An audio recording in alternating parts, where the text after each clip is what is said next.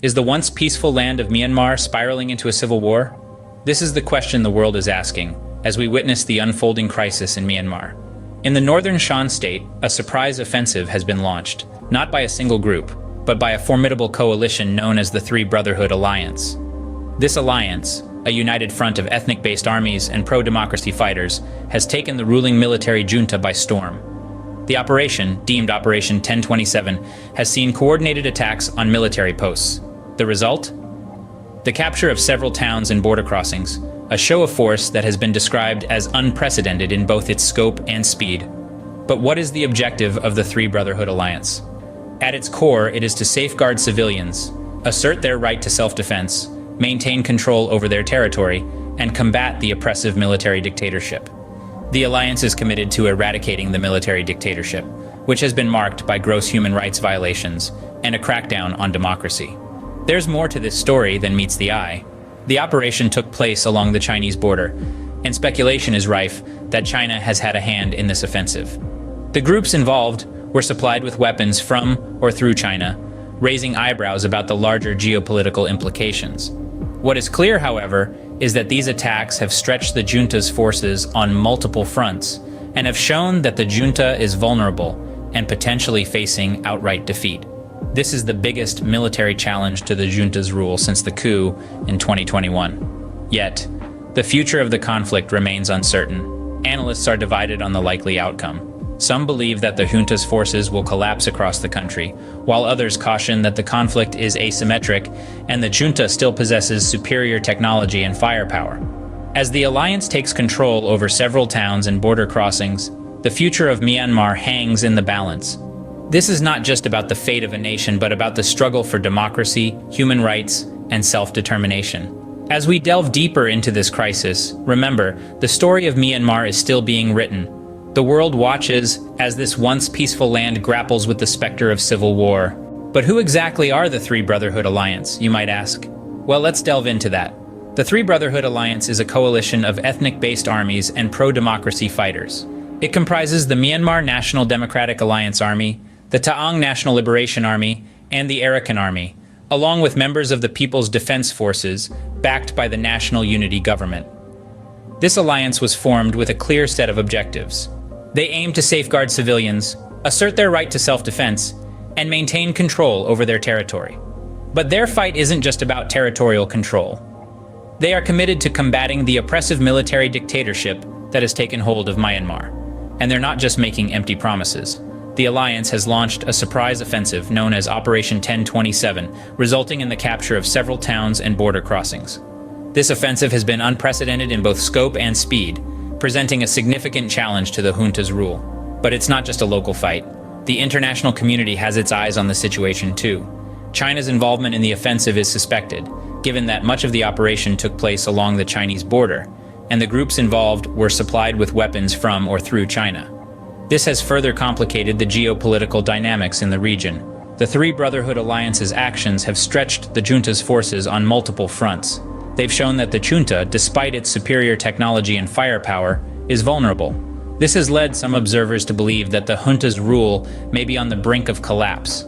However, the future of this conflict remains uncertain. Analysts are divided on the likely outcome. Some believe that the junta's forces will collapse across the country, while others caution that the conflict is asymmetric, and the junta still possesses superior resources. So the resistance has taken the initiative, but it's too early to determine the ultimate outcome. The alliance has shown that the junta is vulnerable, but the outcome of the conflict remains uncertain. To understand the gravity of the situation, we need to look at Myanmar itself.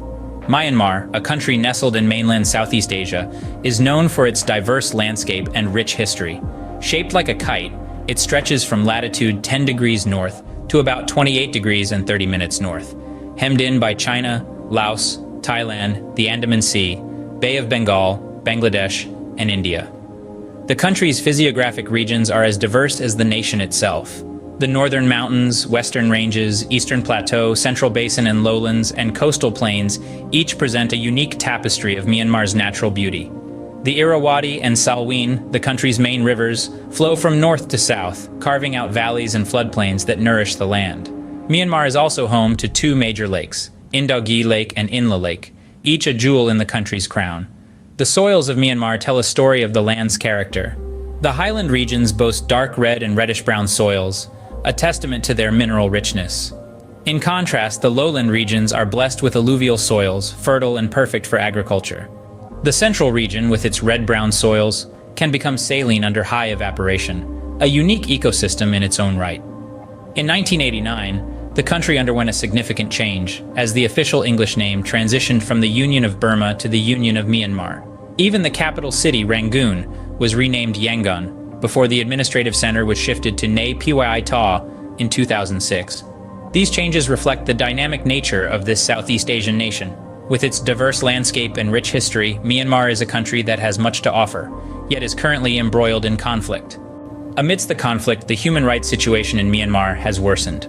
The military rule has intensified its crackdown against opposition, resulting in thousands of arbitrary detentions.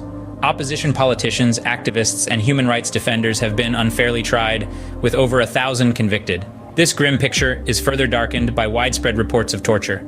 In a chilling turn of events, 4 men were executed following unfair trials on politically motivated charges. This marks the first such execution since the 1980s, signaling a worrying regression in the country's human rights landscape. Adding fuel to the fire, foreign companies have been found supplying aviation fuel to the Myanmar military.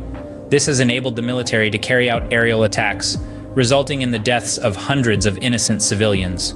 The international community needs to take a hard look at these actions and consider their role and responsibility in this escalating crisis. On the ground, the people of Myanmar face severe restrictions. Tens of thousands of ethnic Rohingya people continue to live in squalid displacement camps, their rights severely curtailed. The military authorities are restricting the delivery of much-needed humanitarian aid, leaving the most vulnerable to bear the brunt of this crisis. The right to freedom of expression is under threat. Authorities have intensified surveillance, imposed periodic internet and telecommunications shutdowns, and adopted tighter restrictions on non-governmental organizations. Journalists face harassment and threats, and independent media outlets remain banned. The National Unity Government, formed by representatives of the deposed National League for Democracy-led government, continues to oppose military rule.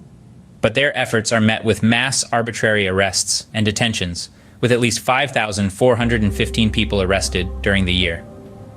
This grim scenario is a stark reminder of the human cost of political conflict. As the situation continues to deteriorate, the people of Myanmar are paying the price. The international community is not entirely absolved of responsibility. As the crisis in Myanmar escalates, neighboring countries like India, Thailand, and China find themselves on high alert, bracing for instability and the potential for a refugee crisis. The conflict does not stop at Myanmar's borders. Its tremors are felt across the region, underscoring the interconnectedness of our global community.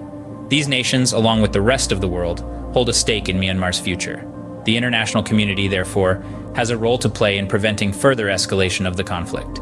This could take the form of diplomatic intervention, humanitarian assistance, or sanctions on the ruling junta.